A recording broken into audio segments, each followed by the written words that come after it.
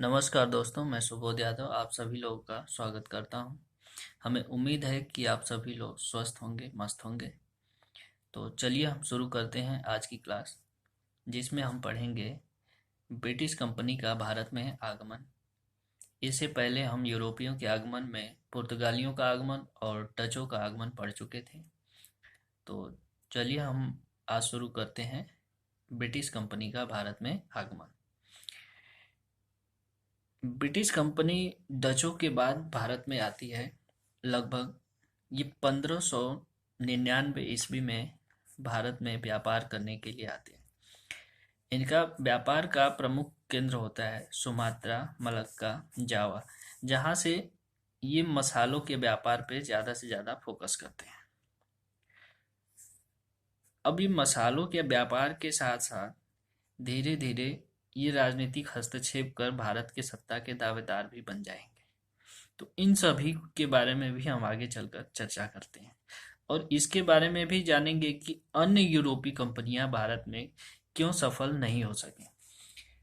तो भारत में व्यापार के लिए ईस्ट इंडिया कंपनी की स्थापना होती है 1599 ईस्वी में।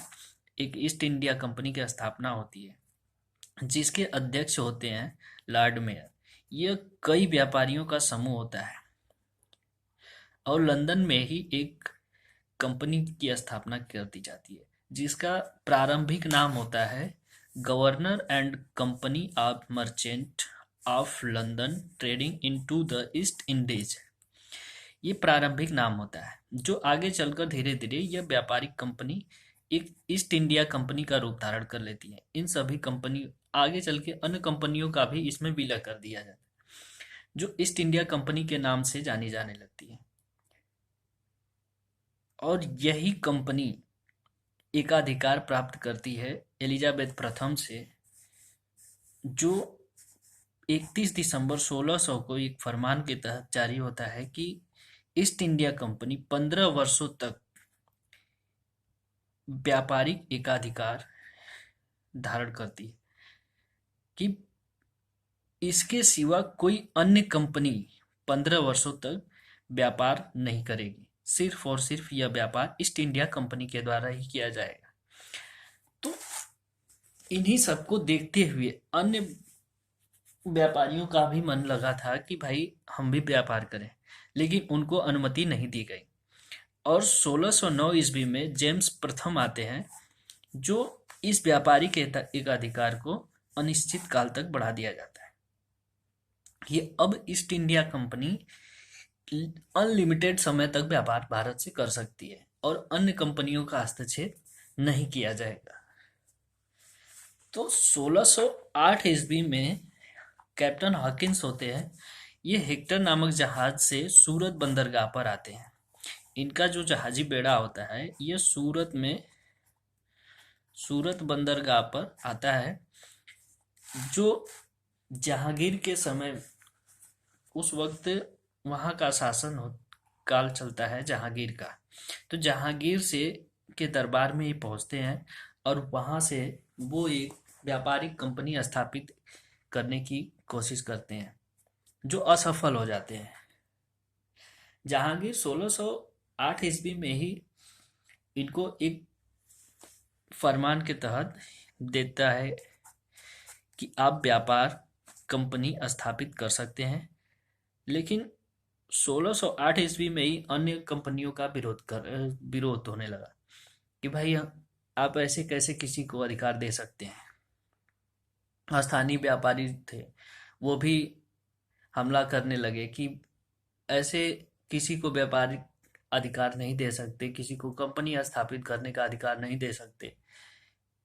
तो इस वजह से इस कंपनी का जो अधिकार ये दिए थे उसको रद्द कर दिए। जो अनुमति मिली थी ईस्ट इंडिया कंपनी को कि सूरत में आप व्यापारिक कंपनी स्थापित कर सकते हैं, लेकिन इसको स्थानीय झगड़ों के चलते इसे रद्द कर दिया गया। अब कैप्टन हॉकिंस जो होते हैं ये इंग्लिश में जो बात किए रहते हैं जहांगीर से, तो जहांगीर ने इनको इंग्लिश खान की उपाधि देता है कैप्टन हॉकिंस को। इंग्लिश खान। इंग्लिश खान की उपाधि ये प्राप्त करते हैं और वापस चले जाते हैं। इसी आगे चलकर 1611 ईस्वी में मिडिल्टन नामक एक कैप्टन होते हैं। मिडिल्टन वो स्वाली में जाकर एक जहाजी पुर्तगाली बेड़ा को परास्त कर देते हैं। स्वाली में पुर्तगाली बेड़ा को जब परास्त कर देते हैं तो जहांगीर साहब बहुत ही खुश होते हैं इनसे कि आपने बहुत अच्छा काम कर दिया है, कि यही जो विरोध कर रहे थे अब इनको आपने परास्त कर दिया है, हम आपको फिर से एकाधिकार देते हैं, अनुमति देते हैं कि आप कंपनी अपना स्थापित कर सकते हैं। तो ये कंपनी स्थापित करने के लिए 1613 ईस्वी में एक सूरत में अस्थाई कारखाना की अनुमति दी जाती है। लेकिन 1611 में 1611 में मछलीपट्टनम में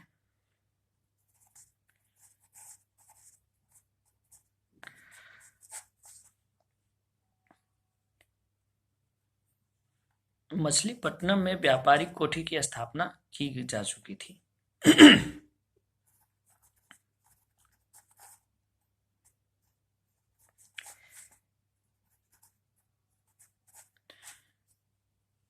जब मछलीपट्टनम में 1611 ईस्वी में कंपनी बन चुकी थी, यह गोलकुंडा का एक व्यापारिक केंद्र था और 1613 ईस्वी में सूरत में एक अस्थाई कारखाना बनता है, जिसको कहा जाता है कि भारत में ब्रिटिशों का प्रथम व्यापारिक केंद्र, अस्थाई केंद्र बना था। ये फर्स्ट अस्थाई व्यापारिक केंद्र था।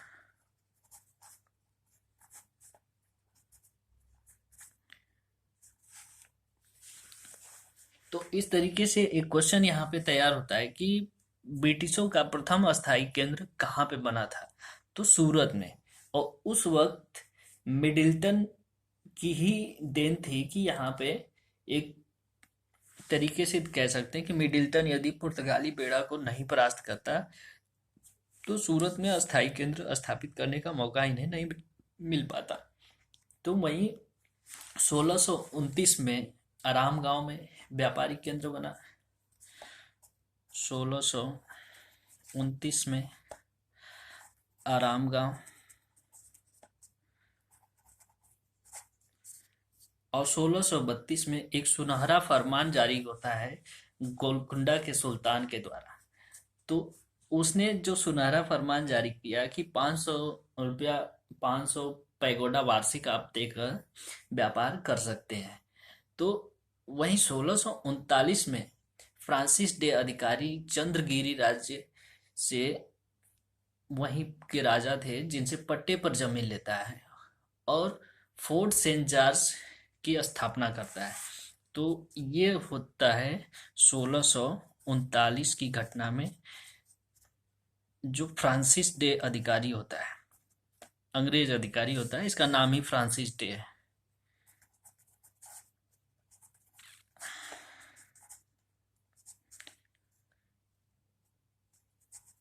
पट्टे पर जमीन लेता है चंद्रगिरी के राजा से।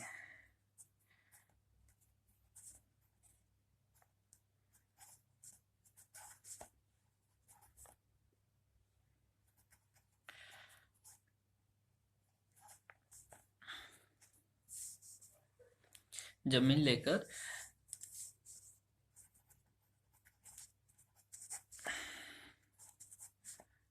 फोर्ट सेंट जॉर्ज, तो फोर्ट सेंट जॉर्ज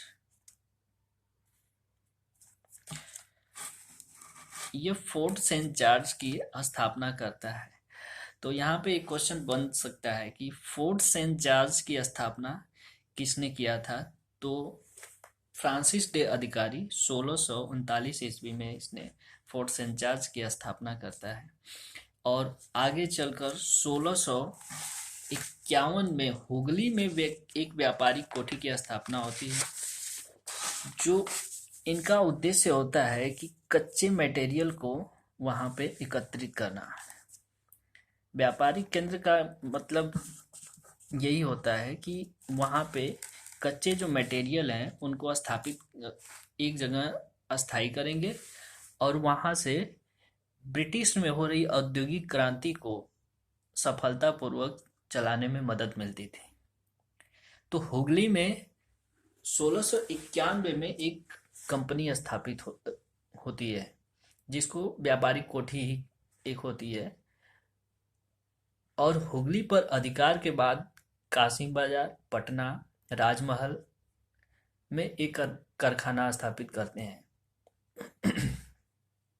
तो वहीं 1661 में पुर्तगाली राजकुमारी कैथरीन का विवाह हो जाता है ब्रिटिश राजकुमार चार्ल्स द्वितीय के साथ। तो ये विवाह में पाते हैं बॉम्बे को, जो 1668 में 10 पैगोडा पर, मतलब 10 पाउंड पर वार्षिक किराए के बदले कंपनी को दे देते हैं 1661 में। तो बम्बई को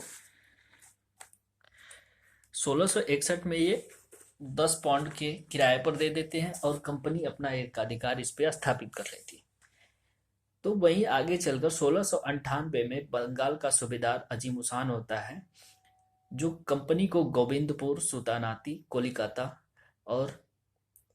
कोलिकाता की जमींदारी प्रदान करता है। तो 1698 में अजीम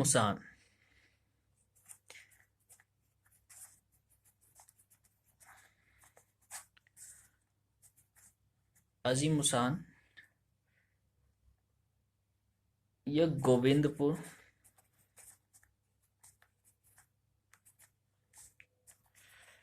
सुल्तानाती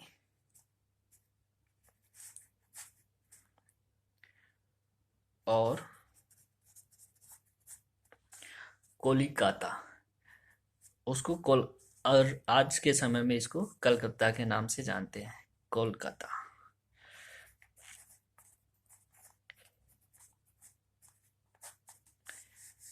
इन तीनों जगह की ये जमींदारी प्राप्त करते हैं। जब जमींदारी प्राप्त कर लेते हैं, जमींदारी का मतलब कि इनको राजस्व वसूलने का अधिकार दे दिया जाता है, और इसके सारे राजस्व का उपभोग ये ब्रिटिश अधिकारी अब करेंगे। तो इसी की वजह से यहाँ पे बंगाल पे ये अधिकार कर लेते हैं। और आगे चलकर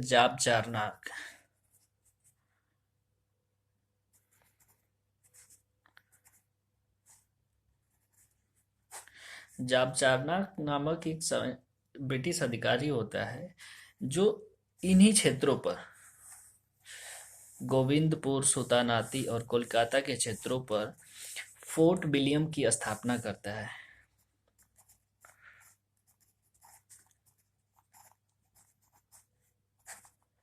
जिसको कोलकाता के नाम से जाना जाता है।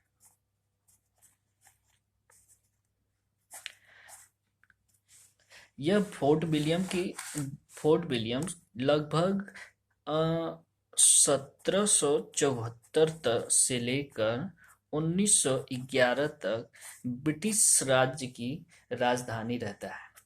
पूरे ब्रिटिश भारत का राजधानी ये बन जाता है। और 1715 में जाकर जॉन सरमन एक अध्यक्ष बनता है, और वह एक दूत मंडल भेजता है मुगल दरबार में। 1715 में जॉन सरमन की अध्यक्षता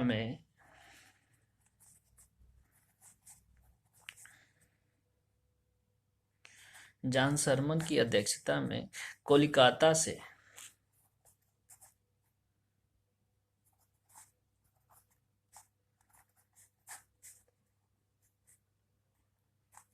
कोलकाता से दूत मंडल आता है, और यह दूत मंडल मांग करता है कि औरंगजेब के समय से मिली अनुमति को, व्यापारिक अनुमति से, ये बोल कहता है कि जो हमें औरंगजेब के समय से विशेषाधिकार प्राप्त है, उसके अतिरिक्त बंगाल में सिक्का ढालना, सिक्का ढालना और कलकत्ता के नजदीक जो 38 गांव है, 38 गांवों की को खरीदने की अनुमति मांगते हैं।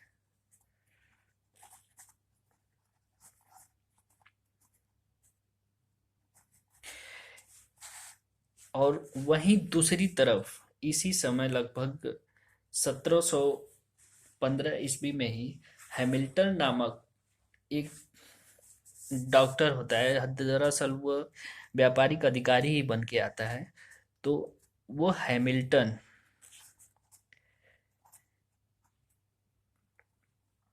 बादशाह जो फरुखसियर होता है, उनकी एक दर्दनाक बीमारी होती है, उसको ये ठीक कर देता है।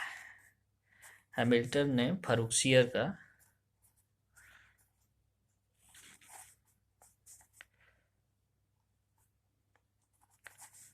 की बीमारी को ठीक करते हैं और ये एक शाही फरमान जारी करते हैं 1717 में। शाही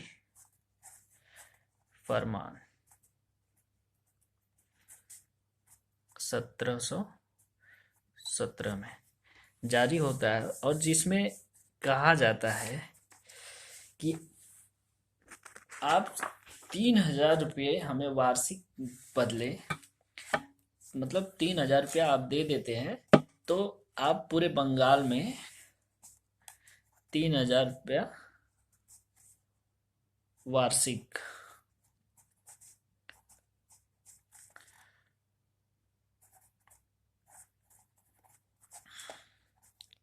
कर से पूरे बंगाल में कर मुक्त व्यापार करेंगे। कर मुक्त व्यापार की अनुमति मिल जाती है। वहीं 10,000 रुपया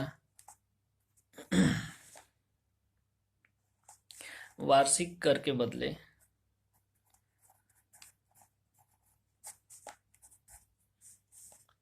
इनको पूरे सूरत में सभी करों से मुक्त कर दिया जाता है, और ये कर मुक्त बंगाल में होता है।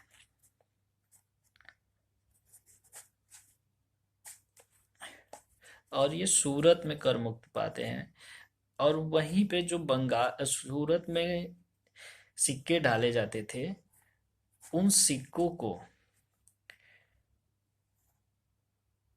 मुक्त व्यापार,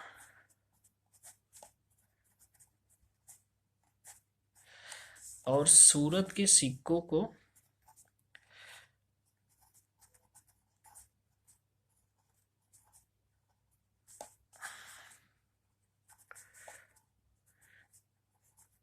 पूरे मुगल साम्राज्य में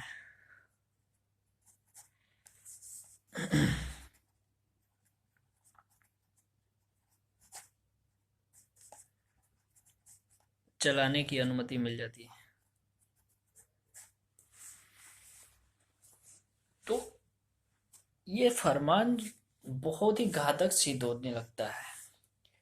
जो बंबई में अपना सिक्का ढाल रहे हैं, इनको पूरे मुगल साम्राज्य में चलाने की अनुमति मिल जाती है। 10,000 रुपया आप वार्षिक करके बदले आप पूरे सूरत में व्यापार कर सकते हैं। तो इस सब चीज़ों से देखने से मिलता है कि ब्रिटिश अधिकारी भारत के जो बादशाह होते थे, राजा होते थे, उन सब की इन अशिक्षा का सबसे बड़ा फायदा उठाते थे, क्योंकि उनको कोई भी बाला के अपना काम निकाल लेता था। किसी भी राजा की तारीफ कर देते थे तो उठा के 10 मोहरे दे देते थे, क्योंकि ये सबसे बड़ी अशिक्षा का कारण था। और ब्रिटिश में सबसे बड़ा वर्चस्व मिला था इन लोगों को कि आप स्वतः निर्णय ले सकते हैं। ब्रिटिश में उस वक्त संसदीय शासन प्रणाली स्थापित हो चुकी थी। कोई भी कार्य करने की अनुमति थी, उसमें ना ब्रिटिश शासक कोई हस्तक्षेप करता था, ना अन्य लोग कोई हस्तक्षेप करते थे। तो यही कारण था कि भारत में ये लोग 200 साल तक राज किए थे। और इन्हीं सब फरमानों को, ये जो फरमान फर्रुखियत साहब शाही फरमान 1717 में जारी किए थे, तो ब्रिटिश ब्रिटिश इतिहासकार होता है और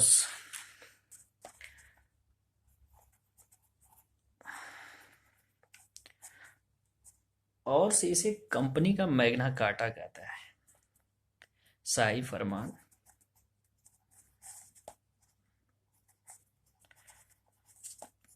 मैग्ना कार्टा कहा था।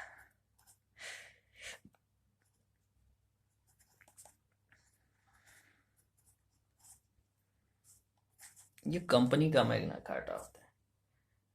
मैग्ना कार्टा का मतलब होता है ये महान अधिकार पत्र।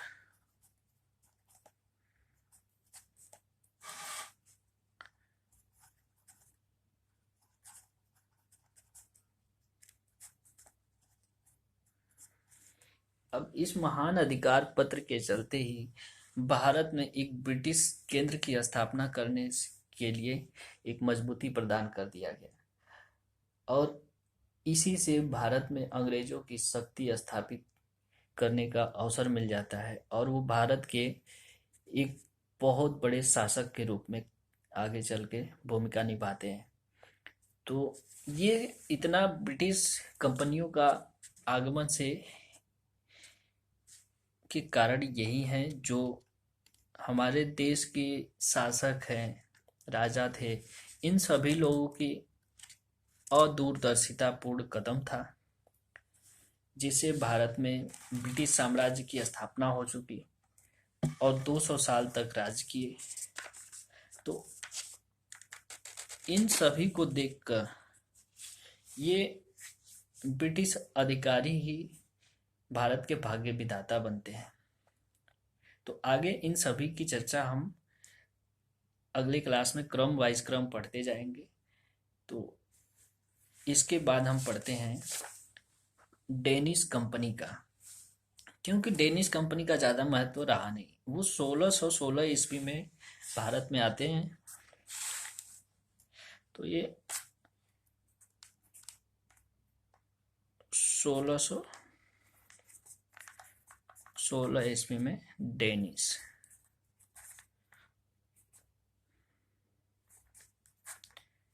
ये भारत आते हैं, और ये ट्रंकोबार में,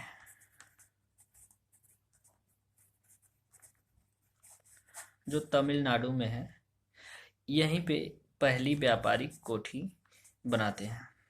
फर्स्ट व्यापारिक केंद्र बनाते हैं।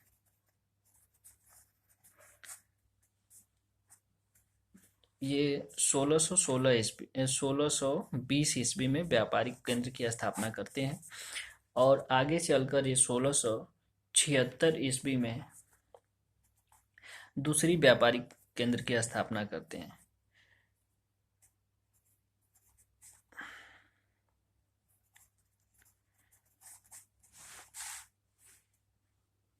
और 1731 ईस्वी में ये स्वीडिश ईस्ट इंडिया कंपनी की स्थापना करते हैं।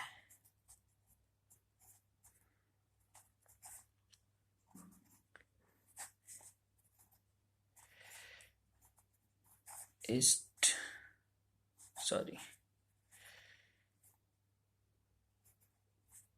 इंडिया कंपनी 1631 में ये कंपनी स्थापित कर देते हैं, और इनका उद्देश्य होता है चीन के साथ व्यापार करना। और फिर बाद में 1745 ईस्वी में 1745 में अपनी कंपनी को बेच देते हैं ब्रिटिश अधिकारियों को। कंपनी बेच दी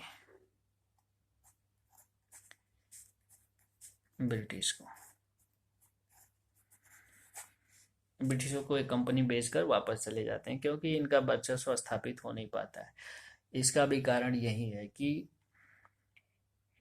अन्य देशों में भी शासन का केंद्रीकरण, जब तक शासन का केंद्रीकरण रहेगा तब तक एक अच्छा शासन स्थापित नहीं किया जा सकता। वहीं ब्रिटिश का शासन था, भारत भारत में भी स्थापित इस शासन को किए थे। संसदीय शासन प्रणाली आज उन्हीं की देन है।